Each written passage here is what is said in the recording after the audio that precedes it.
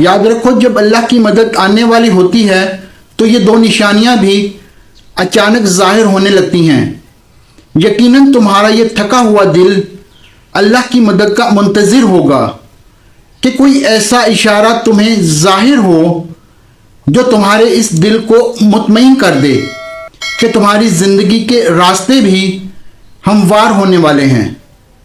تو سنو، اللہ فرماتا ہے کہ تمہارا رب یہ چاہتا ہے کہ تمہارے ساتھ آسانی والا معاملہ ہو اور تم ان لوگوں کی باتوں کا غم نہ کیا کرو، کیونکہ تم پر تمام تر غلبہ اللہ کا ہے اور اس پر ہر چیز عیاں ہے۔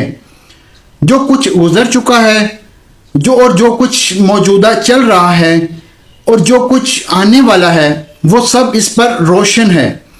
اگر تمہاری زندگی کے چند عوارض خراب ہو گئے ہیں اور تم ڈپریشن کی طرف جا رہے ہو، بے سکون ہونے لگے ہو، تو جان رکھو کہ کچھ اوراق خراب ہونے کا مطلب ہرگز یہ نہیں کہ پوری کہانی خراب ہو گئی ہے۔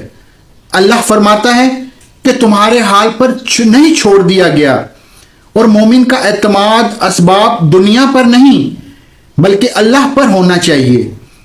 اور بظاہر ماحول میں اسازگاری کے آثار نظر نہ آتے ہیں، تب بھی اپنے رب پر پورا بھروسہ رکھو۔ جب چاہے، جہاں چاہے، جب وقت پلٹ دے، حالات بدل دے، اور جان رکھو تمہارے رب کے لیے یہ کوئی بڑا کام نہیں۔ حضرت موسیٰ علیہ السلام کا وہ واقعہ یاد کرو کہ سامنے سمندر آ گیا، قوم دیکھتی ہے کہ فرعون اپنے لشکر کے سمیت آ گیا اور پوری قوم خوف زدہ ہے، لیکن اس وقت حضرت موسیٰ علیہ السلام کا یہ جواب آیا کہ نہیں، میرے ساتھ میرا رب ہے، وہ راستہ دے گا، وہی مدد بھیجے گا، اور بھیجی بھی گئی مدد۔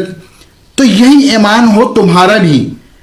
اللہ فرماتا ہے جہاں کہیں بھی تم ہوتے ہو اللہ تمہارے ساتھ ہوتا ہے، اور جس کا یقین قائم ہو جائے نا، اس کا زمین و آسمان کا فرق ختم ہو جاتا ہے۔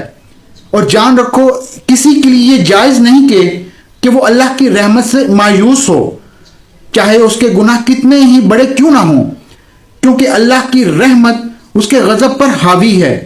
نبی کریم صلی اللہ علیہ وسلم نے فرمایا کہ تم میں سے ہر ایک ساری حاجتیں، ضرورتیں اپنے رب سے مانگیں، یہاں تک کہ جوتے کا اگر تسمہ بھی ٹوٹ جائے تو اسے بھی اپنے اللہ سے مانگو، کیونکہ تمام تر اختیارات اور بھلائیاں اس رب کے ہاتھ میں ہیں جس کی نگاہ ازل سے ابد تک تمام زمانوں پر حاوی ہے۔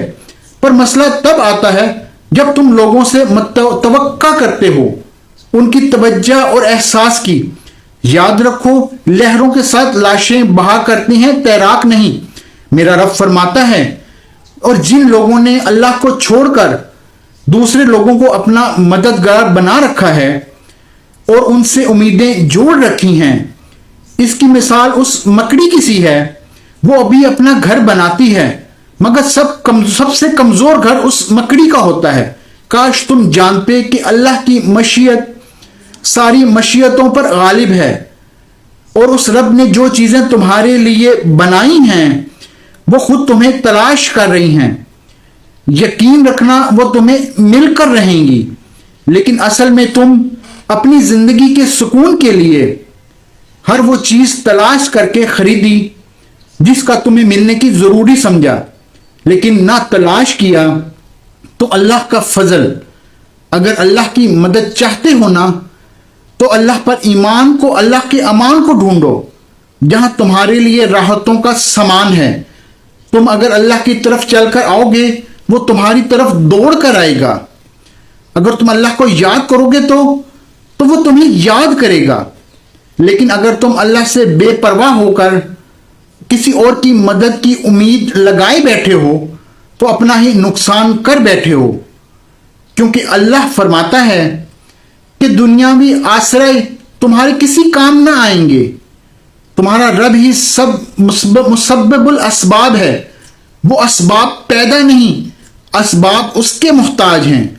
اگر یقین اللہ پر ہے، اگر نہیں ہے تو تمہارا یقین اسباب پر ہے۔ वसाइल पर है, जराए पर है, पर अल्लाह पर नहीं।